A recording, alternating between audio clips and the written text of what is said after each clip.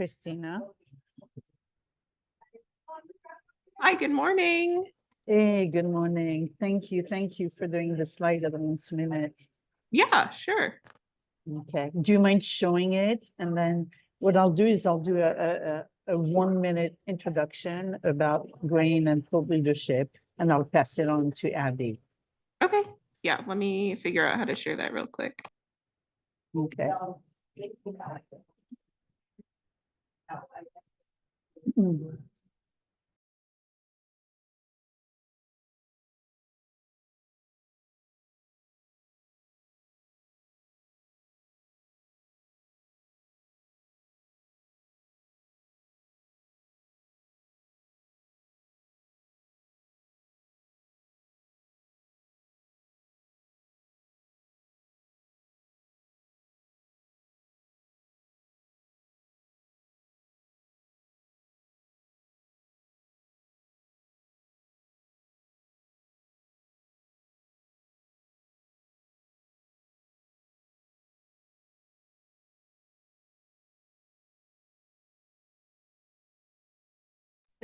Great, thank you.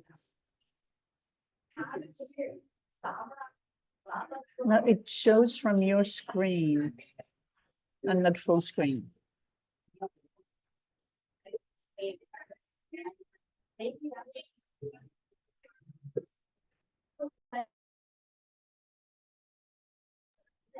Hi, Abby.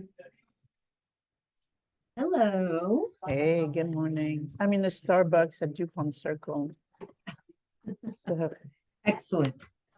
yeah, there's an interaction roundtable. There's a climate roundtable at Interaction this morning. Oh, great. So, yeah. So, Abby, I will just do a 30-second introduction of the thought leadership work, and then I'll just pass it on to you, and the floor is Great. yours. Till then, and then at the very end, you then say, thank you, goodbye. But the floor is yours. And Great. you look terrific. And also Fernanda is going to be a little bit late, so I'm going to start without her. There was an issue with child drop off this morning for school, so I'm going to go, but she speaks second, so I think we'll be fine. Okay, terrific. Great. I had issues with the Zoom link again this morning, and then somehow it got fixed. So I hope others are not going to have. We had an internal issues. The Zoom link account belonged to another unit, and it was dropped. And Christina saved the day. Yeah, someone saved it at the last minute. Hey, the technology sometimes can be great and can be not great. Oh my goodness. You know, my son lives in Asheville, North Carolina. And so Is everything okay? They're okay. They're okay. Thank goodness. They have electricity now, but no internet. So they cannot work. Yeah. Oh my goodness. Yeah. That's And awful. they have 2 trees that are threatening from the neighbor's yard. They're threatening to crush their house. And the neighbors freaked out. Oh, there we go. Okay.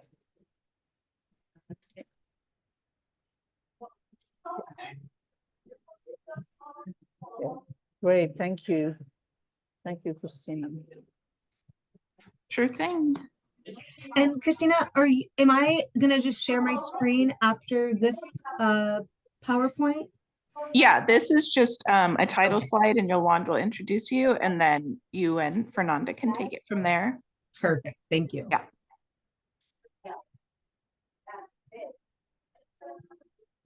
Not sure why no one has joined, or hardly anyone other than us. Yeah, I mean, could be the link.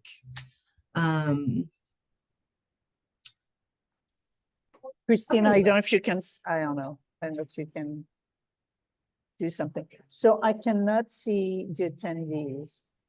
Oh, no, I can now. All right, well, we have very distinguished attendees. Hi, Christina. Hi, Caddy. Hi, Mary Faith. Hi, Nick.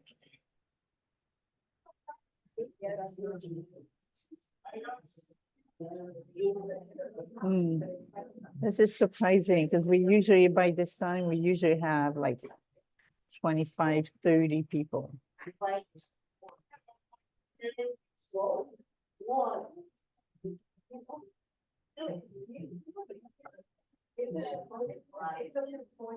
I see that Nick has a hand raised, so I wasn't sure. Oh, yeah, Nick. Nick, can you?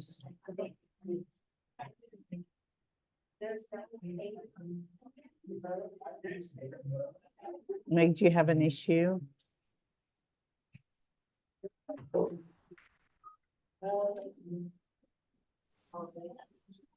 Can you say something, Nick? Yolanda, Yeah. can you hear me?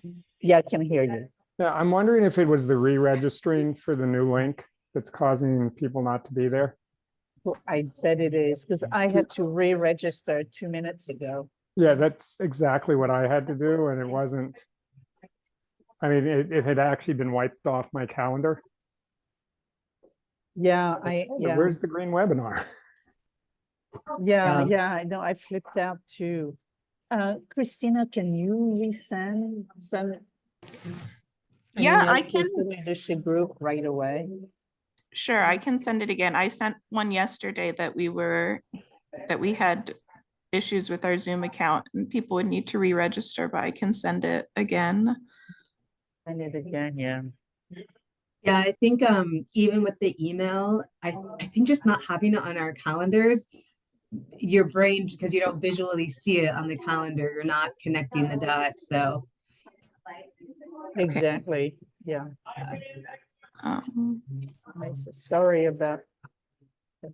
no, it's okay. And I believe that Fernanda should be joining any minute. I think she just got to her office, so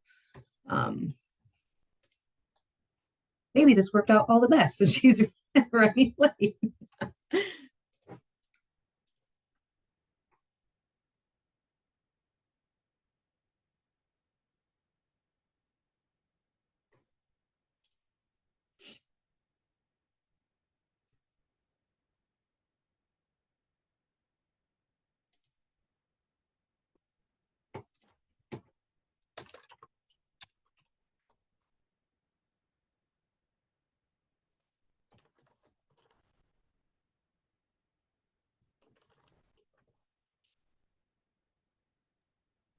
Should we just start, Abby, and then let's just get going. Yeah, I think And Fernanda should be then- here any minute. We can get going. Yep. Okay, so we'll just wait for her. Or I think we can start and then she will join. I'll just introduce her briefly if she's not on the call, just who she is, and then we can go from there. Just so we Okay. have time since we're already 10 minutes in almost. exactly, yeah, all right, great. So we hello, welcome the distinguished participants, attendees who figured out that there was a new link to register to this event. I'm Yolande Miragranvo. I think you all know me.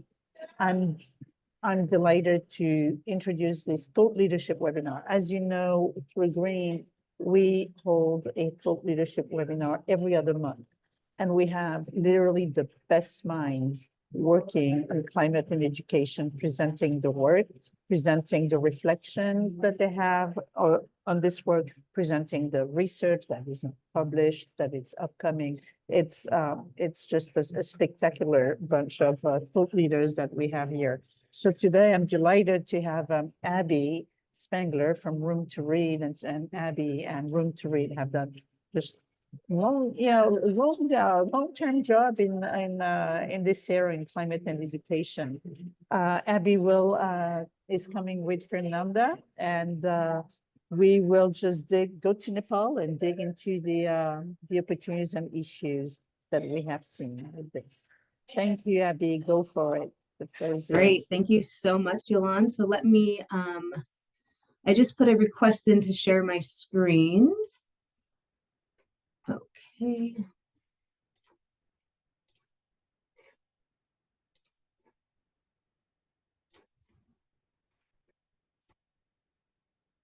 All right, I just want to make sure that is up.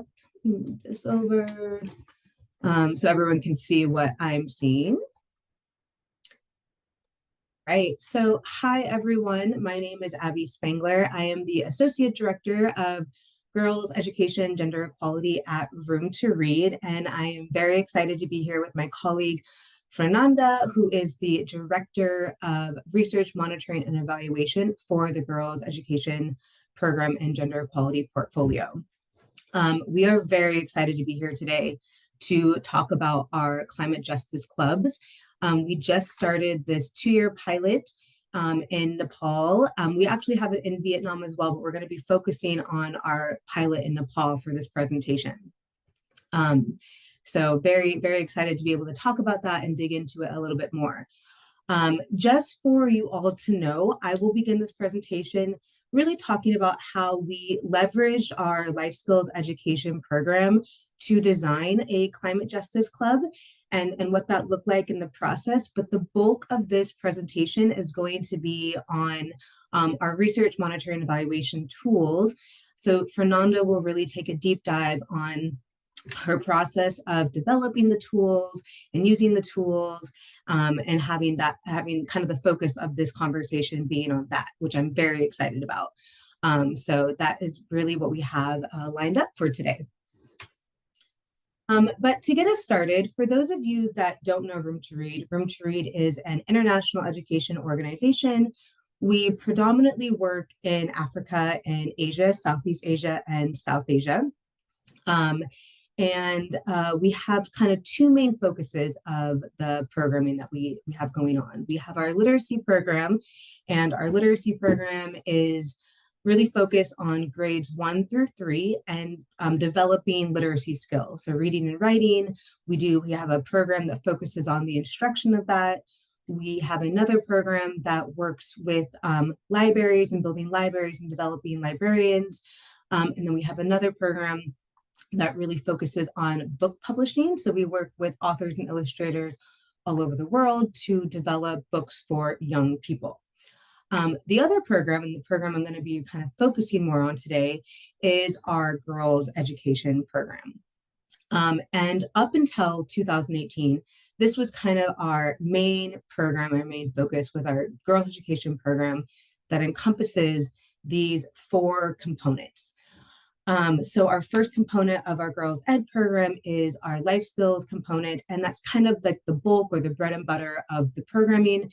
It's a 7-year curriculum where we work with the same girls from grade 6 to grade 12 on a curriculum that focuses on life skills and developing life skills, but also talks and focuses on key content that we think is very important for adolescents, particularly adolescent girls, to know that might not be part of government curriculum, since we work predominantly in government schools.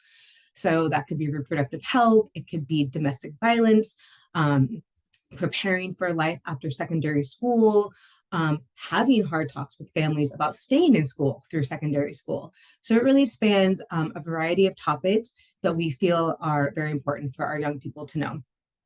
The second component of the program is our mentoring component.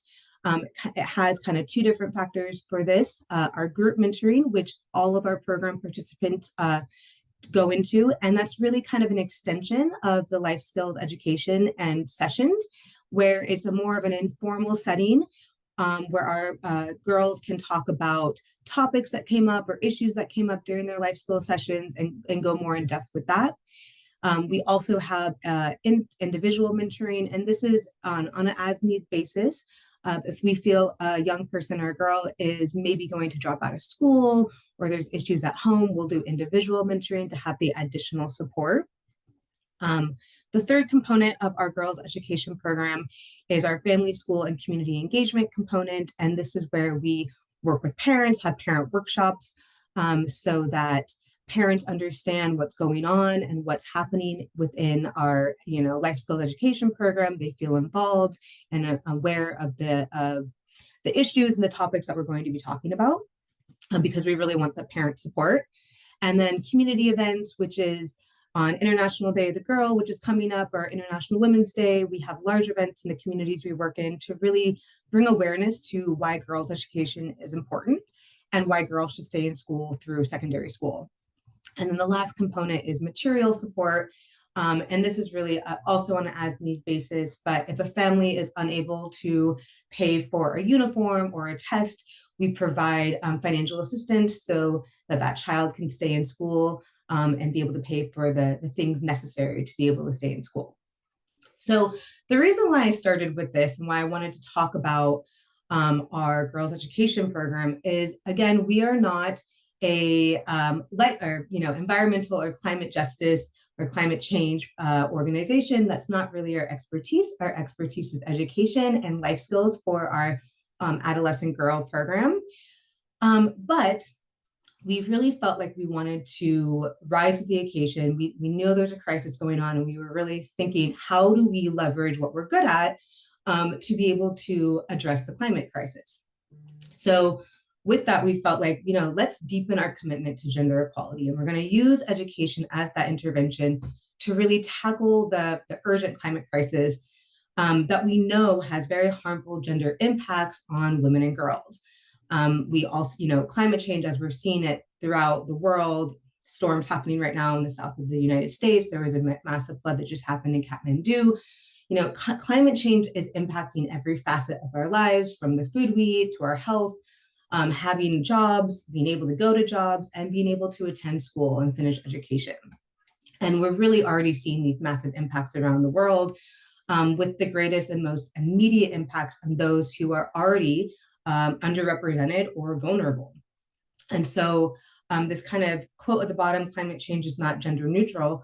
Climate change already exacerbates already existing gender inequalities that we see. And we are aware that education can be a key or a tool to really build climate resilience and adaptive capacity for these most vulnerable or underrepresented communities, particularly for girls and women. And so when we kind of began this, we realized, the research was showing that girls' education can really be a very powerful solution to climate change in a variety of ways. So one, we saw that it can really empower girls through gender transformative education, not just for girls, but also for boys, but can ensure that youth are aware of their rights and have agency to really take control of their lives when they figure out what's going on and how it's going on through climate education. We know that quality education ensures that girls have the opportunity to acquire important skills needed to participate, succeed, and also lead careers in the green sector, and to be able to even be being able to access those opportunities. So having the education to access those opportunities. And then lastly, we realize that education builds, again, opportunities for girls to engage in decision-making and also leadership opportunities, so that they feel like they have a voice when it comes to having solutions to things that are happening in their home, in their communities, and also the planet. So from all this, we said, okay, we are an education organization. How do we find a value add and how do we leverage our life skills program to be able to respond to what we're seeing when it comes to climate change? So we had a landscape analysis done where we really looked across a variety of actors working on these initiatives. So programs that really span from climate change to education, figuring out what those programs look like. So we looked at private organizations, NGOs, government agencies to really better understand what these approaches look like. We also looked at different curricular materials to see how education programs are really focusing on the information that they were providing through these programs. And what we found is that there were kind of these 4 domains that these programs all spanned across. So gender, climate change, education, and leadership. So from there, we wanted to also understand, okay, from these domains and from what we're seeing, are there gaps in programming? And if there are gaps, how can Room to Read fill those gaps? Because again, we didn't want to reinvent the wheel. We didn't want to provide a program that wasn't really needed. We really wanted to fill something that there was a need for. So what we saw is that there were some gaps in programming. And some of the ways that we were seeing this is that education programs were kind of failing or not addressing these 3 bullet points that we felt we could address. So one was attend to or serve girls in climate vulnerable and gender inequitable contexts. Simultaneously focus on gender, education, leadership, and climate change topics to empower young people and girls, and also address climate leadership programming needs for adolescent or pre-adolescent girls. So we saw a lot of programs that work with women, but not so much younger populations. So from all that, as I said, we had these 4 domains: gender, education, leadership, climate change. And then in there, we had also gender transformative education and climate action. And I apologize, I think this slide's a little blurry, but hopefully you can see, we saw lots of programs, that are all labeled A, B, C, that were dealing with a variety of different issues. What we wanted to do was try to focus on that middle issue, all of them combined. So gender, education, leadership, and climate change, with also making sure our curriculum was gender transformative and also making sure there was an aspect of climate action. So that's, where there's a star, we felt like right there, we could be a value add. And it was something that we weren't seeing happening when we put this program together. So from there, we went to develop a climate justice curriculum. And the framing questions we used to really build this program was, what is climate change? We wanted our participants to understand the foundation knowledge of what exactly is climate change, what influences it, what are the underlying causes. So we start the curriculum with that. We build on that to then talk about what climate change looks like in our world. So the impacts of climate change, again, on underrepresented communities such as women and girls, the relationship between gender and climate, and also if there's opportunities and what opportunities look like for women and girls to lead on climate efforts. And then the last part of the curriculum at the end of the program is what actions can make a meaningful difference. And that is where we let our participants design and implement a community action in response to the gendered impacts of climate change. And this can be really what the participants want to do. So if they want to do a town hall, if they want to do a school assembly, it's really up to them and how they want to leverage the knowledge that they've just acquired over the program to share with other students and other people in their community. And so that brings us to, what does this Nepal pilot look like? So as I said, we started this in 2023 to implement the 2-year pilot, and it'll end next year. Currently in this pilot, there are 620 students. They're all girls. We have a handful of different clubs. We wanted the clubs to be small so that there weren't, too many students versus facilitators. So there are 25 students per club. The clubs are facilitated by our social mobilizers, which are room to reach staff. These are educated women within the community that community members know and feel safe with. And then the duration of the sessions, it's 26 sessions over 2 years, so about 13 sessions a year. And they range from 45 to 90 minutes. And for this particular pilot, Nepal does 2 climate justice clubs sessions per month. And then they also do what's called a sharing meeting per month, which is where each of the cohorts has a leader and they come together and kind of share what they've learned across the clubs, across the month with one another. So that, again, is our general overview of how we took our life skills education program and really did the work to figure out how to leverage what we're good at to be able to respond to the climate crisis, knowing that we aren't, environmentalist experts or climate change experts. We're life skills education experts, but that we know that we can leverage what we're good at to be able to respond to a cause. And so with that, now I'm going to pass it over to my colleague, Fernanda, who will be leading kind of the bulk of this conversation on the research, monitoring, and evaluation aspect of these climate justice clubs. Thank you, Abby. And again, sorry for joining a little later today. It was a crazy drop-off in the morning, but I'm very happy to be talking a little bit about the research, monitoring, and evaluation of the climate justice clubs that Abby was just describing. There was a lot of thought put into the programming, and so we wanted to be equally thoughtful with the RMNE side of things.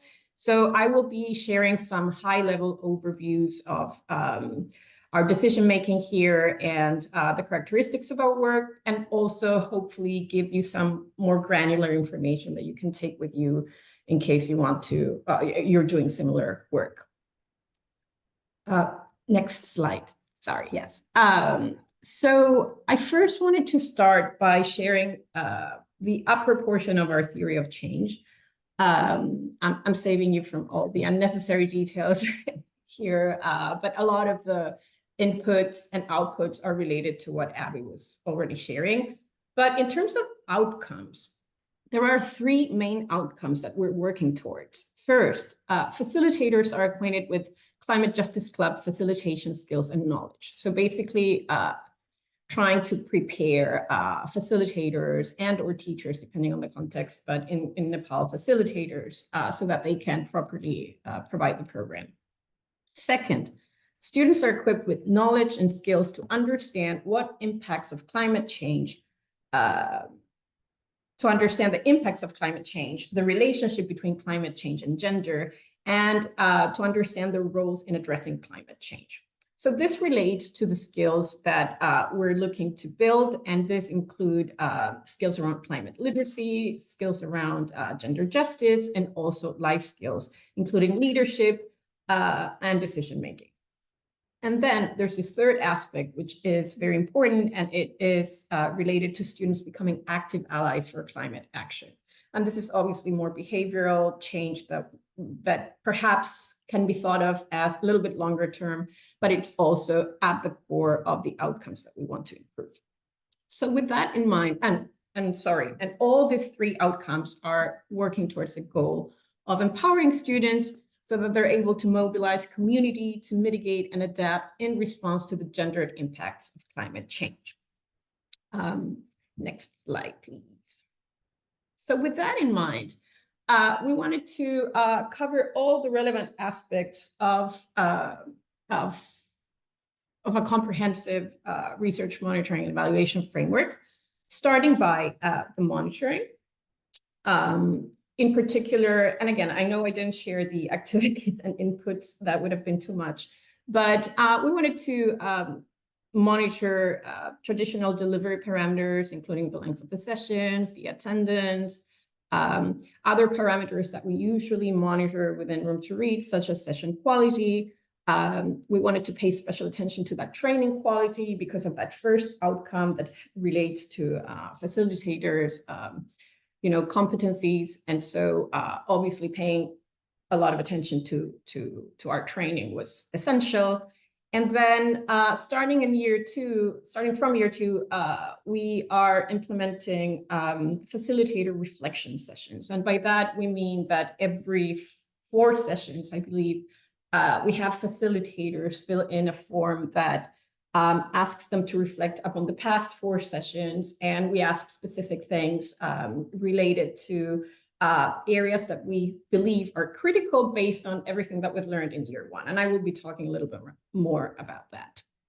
Now, with regards to research, for this first year, for the past year, now we're in between years 1 and 2. But for year 1, we really wanted to focus on fidelity of implementation, largely because this is a new program, it is a pilot.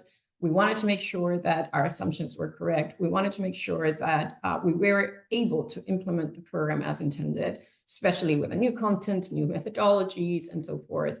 So a lot of our efforts were geared towards that, a lot of our research efforts.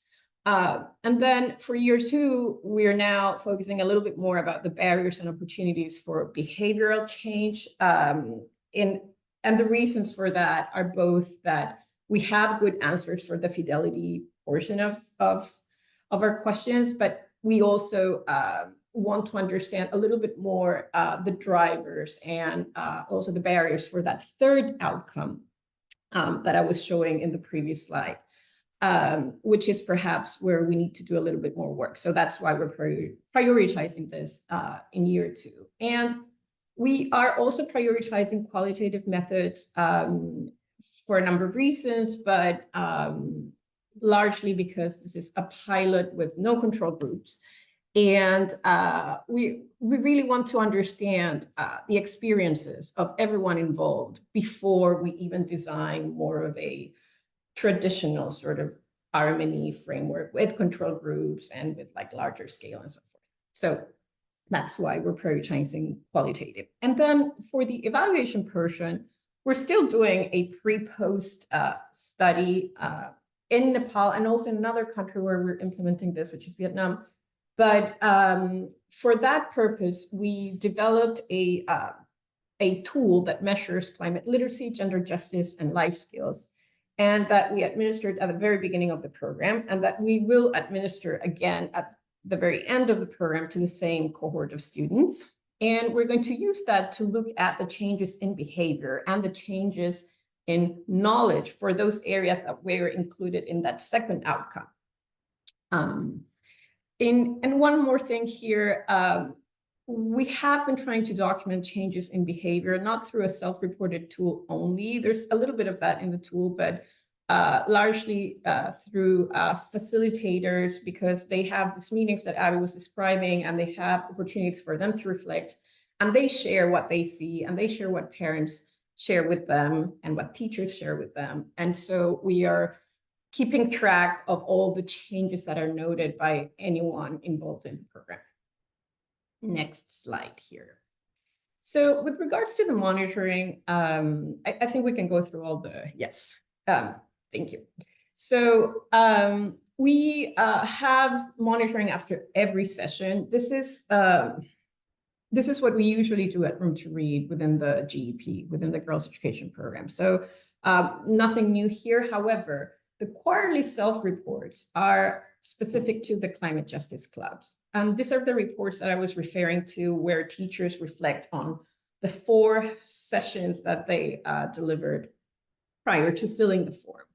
And we started this a little bit earlier, a little bit towards the end of year 1, but we're fully implementing this in year 2.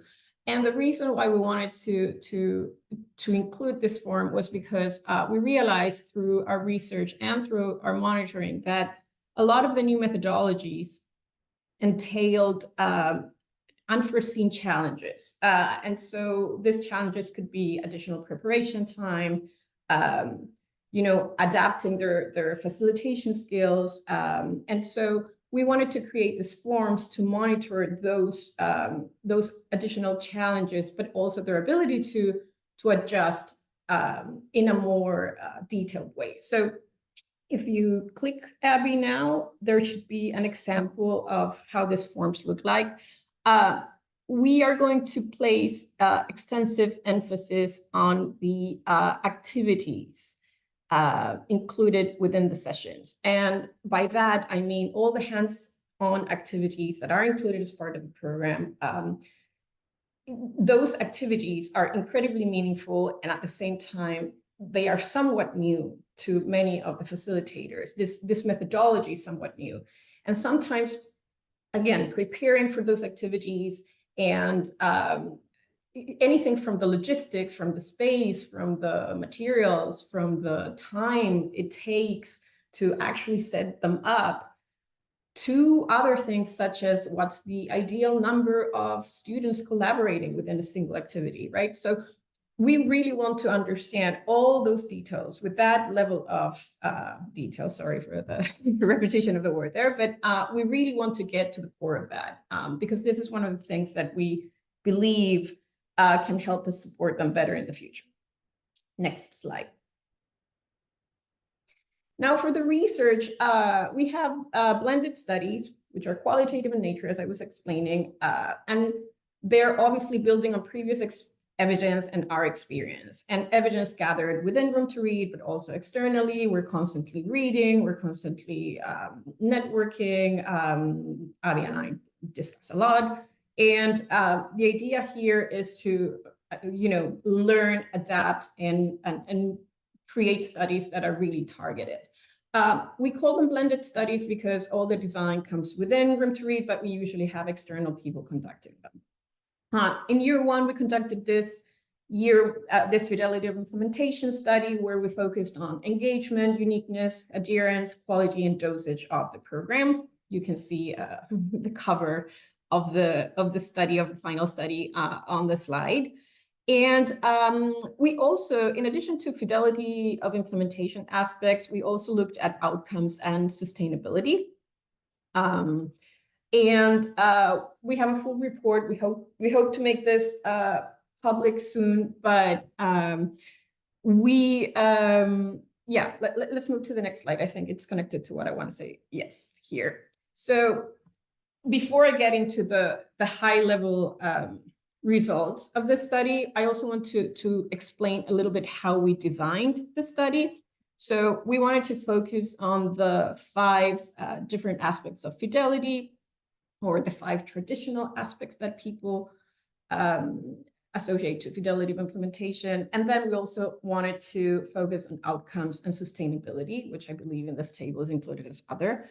And we wanted to make sure that we looked into different aspects of those fidelity categories and of the outcomes and of the sustainability aspects. So I know this sounds a little bit complicated, but what I'm trying to say is that we really wanted to make sure, as we were designing this study, that we were covering all the relevant issues for the purposes of supporting the program. So we gathered data from the monitoring. I'll have to ask you to click, Abby. So we have monitoring data, which we use to inform different aspects of this table. We had data from program officers. We have data from social mobilizers, who are the facilitators. We had data from head teachers. We had data collected from parents. And then we have obviously data collected from students. And we were trying to create a feasible design here, but really trying to capture all the different perspectives on the issues that we felt were more critical. So this is more or less how we designed the study. And then if we go to the next slide, the key learnings here are that the program was actually implemented with high levels of fidelity. Among the best, the best results were that the program was perceived as very unique, of very high quality, and extremely relevant to all stakeholders. The facilitators and other stakeholders noticed important behavioral changes from waste management to the way in which they were reacting or connecting their knowledge to their own life, and even unforeseen changes, like, according to facilitators, teachers were more engaged in other extracurricular activities, or were doing better in science. And so there were all these positive behavioral changes that we could gather after 1 year. However, we also noticed some challenges. I think I spoke a little bit to this, but the transition to an activity-based model of teaching is not necessarily that quick.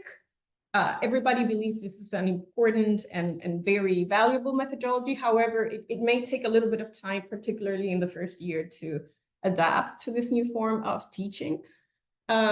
The program wasn't always thought of as sustainable, particularly because of teachers and head teachers' capacity in the schools. So head teachers believe that in order for this program to continue on their own in the future, we do need to invest a lot more in teachers' capacity and in school level capacity, so that all these activities and all the knowledge can be actually delivered.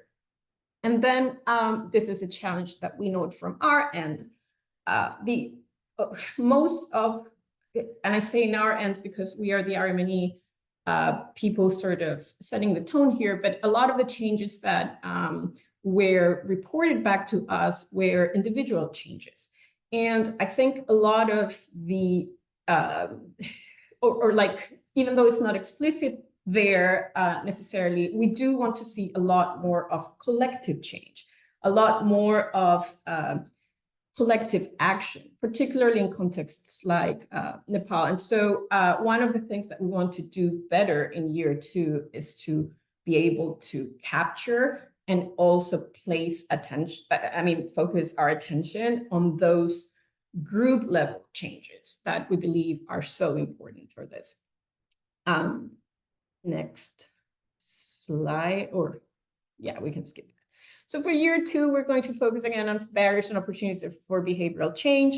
We're going to examine the home environment, the community environment, and the school environment, and behavioral change, not just on the side of teachers, but on the side of students, but also on the side of teachers, head teachers, and what we can think of as the system, the educational system, particularly because we're interested in improving the sustainability or the perceived sustainability of the program, right? And then among the outcomes of interest, we will, and by this I mean behavioral outcomes of interest. Among some of the things that we will be looking into, I would like to share that we will be paying attention to whether students are having discussions about climate and gender justice, informally, unprompted, as a consequence of being part of the program, whether they engage in collective action, and this can happen at the school level, it can happen at home, it can happen in the community.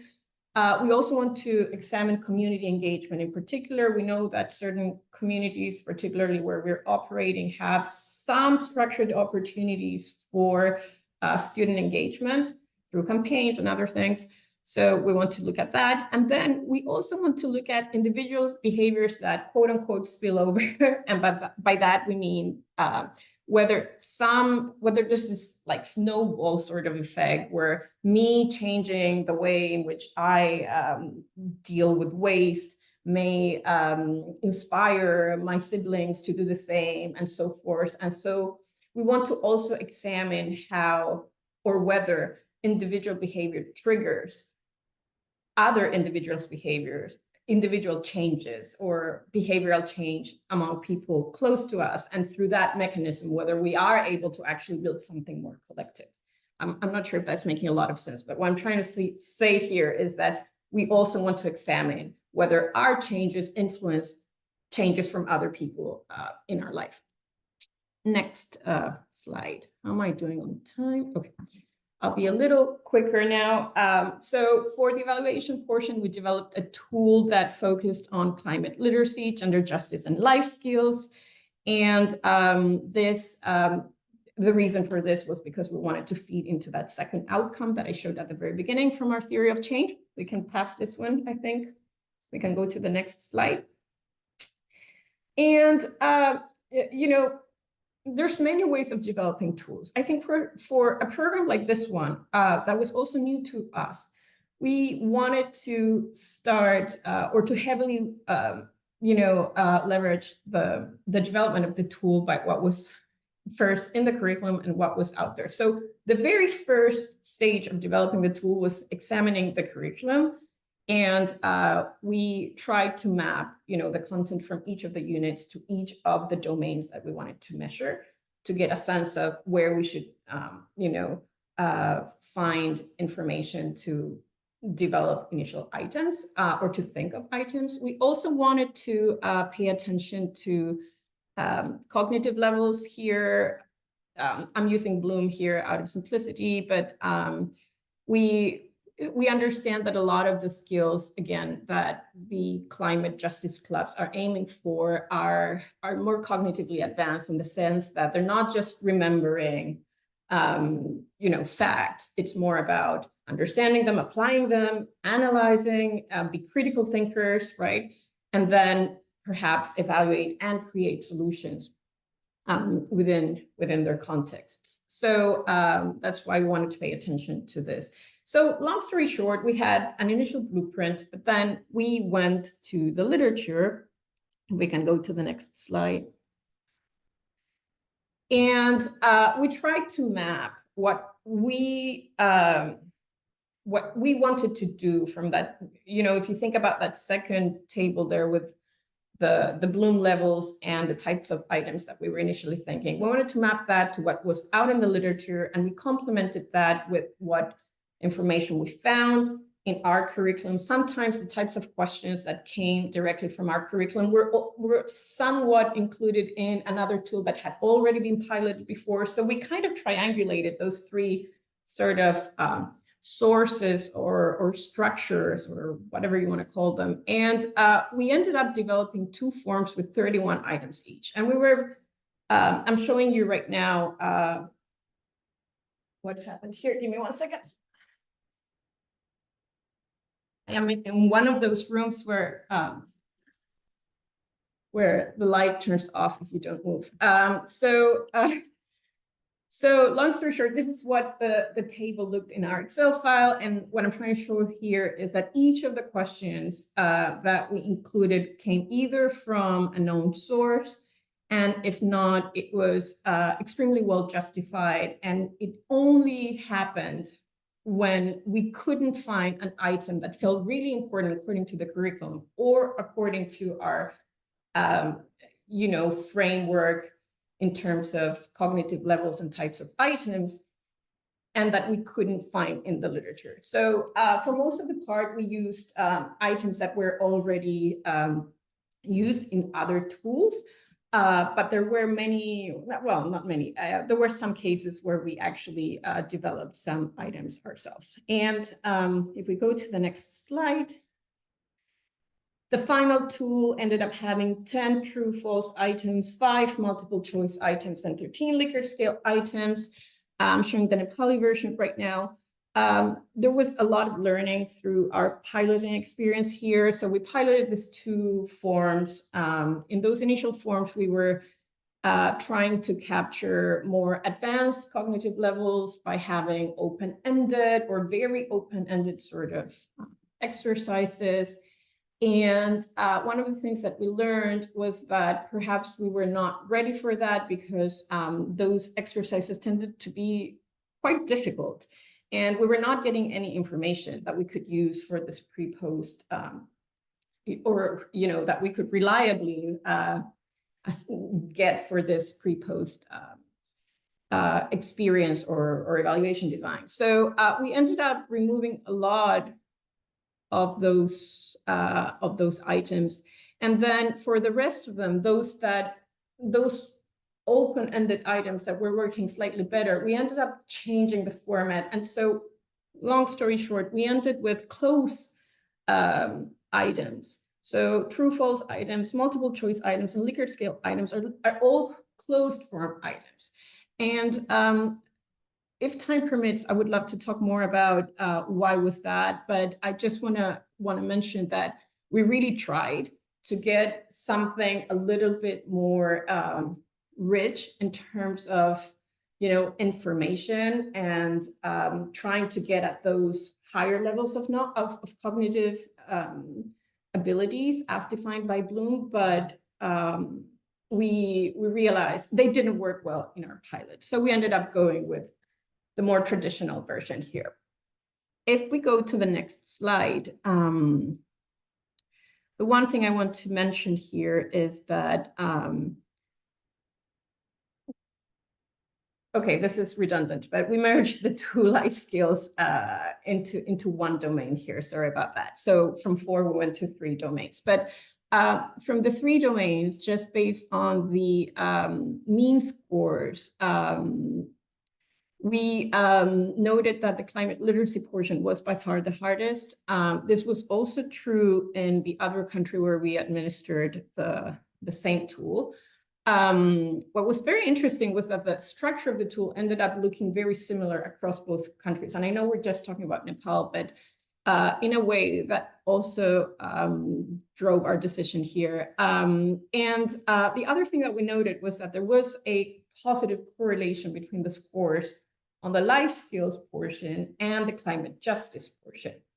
And nothing else correlated significantly. And what was even more interesting was that this correlation was also the only significant correlation that we observed in the other country, and the magnitude was actually fairly similar. So there seems to be something there that's more stable than not, and we will be able to test this at Endline and see whether these relations prevail or perhaps we will be able to understand also how these relations help build on other skills. So.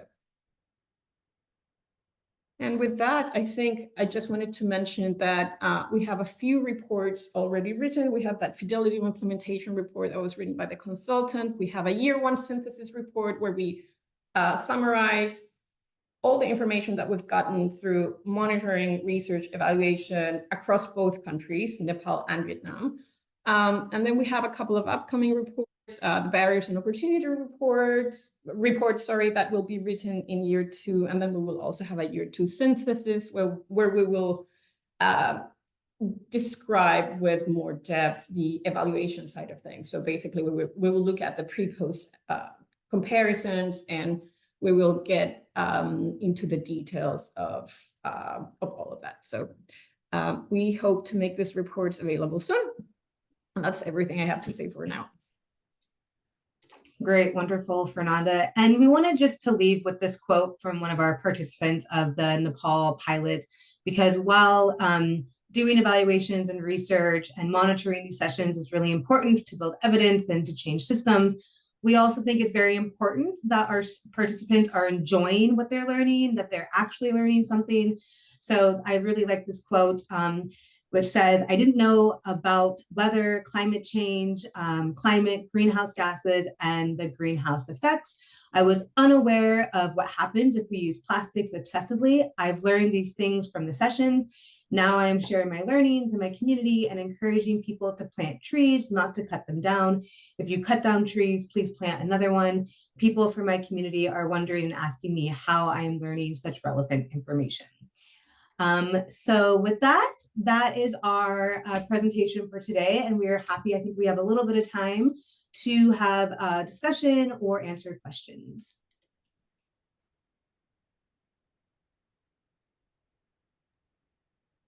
Abby, what fantastic work.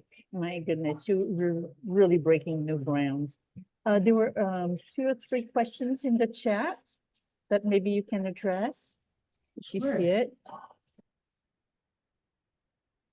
Let's see. How is the climate literacy content developed? That's for you, Abby. Yes, so Yolanda, it looks like you have 2 questions: how climate change or how climate is impacting girls in the project and what the community's understanding of climate is, and how climate literacy content was developed. So I'll talk about the climate literacy. So again, from that landscape analysis where we really kind of were looking across different programs and figuring out where there are gaps, then we did another deep dive of within those gaps, what would be relevant to kind of answer those foundational questions, which is what is climate change, how climate change impacts vulnerable or underrepresented communities, and then what does climate action look like. So we looked at different curriculum and then worked with a consultant who has more expertise in climate change. We worked with Creative Action Institute to really kind of build out what that would look like. We are aware that the curriculum that we have now will likely change. As Fernanda said, when we went and did the fidelity study and really starting to collect data, some of the feedback was, we call them the labs or the hands-on activities, are just a bit, just a little bit more technical and we didn't prepare our students to get to those labs as best as we could. So while we, did the research and worked with people that work in the climate section or sector and have more expertise than we do, we know that this pilot is really to test how well this 2-year curriculum is going. And while it's going very well, we are aware that after the 2 years, we're going to need to go back and do some more work. And I'm actually going out to Nepal next month to visit the climate clubs. And one of the things I'll be doing is taking the findings that Fernanda shared and going and talking to teachers, facilitators, and students to elaborate if, okay, you're saying this is technical, what does that actually mean? And does that mean that we need to add sessions? Does that mean we need to add more teacher trainings? What does those teacher training look like? How do we develop a comprehensive teacher training before we implement the program? So that is really in our kind of next kind of phase of this pilot, which is why we're still calling it a pilot. We're still learning a lot, and we don't have all the answers because, again, we are coming from this as a life skills education program and new territory that we haven't worked in before. And I will answer the second question or the other question about behavioral changes. I also want to mention that this is the way in which we support each other. So programming and RMNE are constantly talking. And I think this is essential, especially for something as innovative, new, and urgent as climate work. So I'm very looking forward to see what Abby learns from her conversations there. But with regards to the question about behavioral change outcomes, they were not predefined. So we have a couple of self-reported behavioral changes in the tool, a couple of those Likert scale items, and I can't remember which ones we. I need to look back at the tool, but there were a couple of behavioral changes there. But then the other changes that are sort of collected by facilitators and other stakeholders and then reported back to us, those are unstructured, and they mostly relate to using materials around them in a new way. So for example, there's one in Vietnam that I thought was incredible. And I know we're talking about Nepal, but like in Vietnam, I believe that the kids used plastic to build new curtains for the classroom, something of that nature. And so they were trying to reuse materials from their classroom to modify their own space. And that is incredible. I mean, but that's just one of the examples. So I believe that looking into perhaps providing some additional suggestions of behaviors that they could start paying attention to may help us get into other areas, areas that are perhaps less noticeable than, reusing materials, such as collective action, such as the intention to start, I don't know, like a small movement within the school and try to, talk to the head teacher so that they make changes in the school. I don't know, things of that nature. Great. Was that, I don't think I see any other questions. So if there's anything. There's one from Caddy. There's one? Oh, One from Caddy from Plan. Were clubs located in similar climatic environment, or were they similar? So the climate context. So we focused this presentation on our climate club in Nepal, but we actually have another pilot going on in Vietnam. We decided to focus on Nepal just because we don't have a lot of time, but we have an entire another pilot going on in Vietnam. So two very different environments and different governments and different school systems. So two incredibly different environments, not just the actual natural environment. And one of the things that we are excited about with looking at both of these pilots is what that question to you, like the different environments, but also we, in both of these pilots, are implementing them very differently too. So the one in Nepal is with room to read staff facilitating the sessions and much more direct implementation, if you will. The one in Vietnam, we actually trained teachers in the government schools, and they kind of took off on their own to implement the session. So less of a hands-on, less of a direct implementation model. And we're very excited to be able to look at what those look like and really kind of build the evidence around, if it's a teacher-led model, where the, challenges, opportunities, and when it's more room to read direct implementation, what are the challenges and opportunities? And again, as I said, really taking the time during this pilot phase to understand what both of those look like and the learnings that are coming out of both of them. So yes, we have very different environments for our climate. How about within Nepal itself? So within Nepal, yes, we have one that's more mountainous and one that's more sea level. And Fernanda, I'm not sure if we've had massive differences in findings coming out of the two different areas. I don't know if you have anything to report on if there's any massive differences you've seen. On the evaluation outcomes or the monitoring? Because on the monitoring, we do have some slight differences. In the evaluation portion, what's interesting is that in Vietnam, we have boys and girls. And so to the extent that we can attribute this to gender, we will see. But like there are a couple of differences in terms of climate justice being slightly lower in Vietnam, and then climate literacy slightly higher in Vietnam. But again, margins are small here. So we will pay attention to those things towards the end line. But at the, from the more general level, I don't see major differences. I think we need to wrap this up. You're breaking new grounds. You really are. And you've been very generous sharing your thoughts and your tools. And I know you're really helping push this forward. So thank you for the presentation.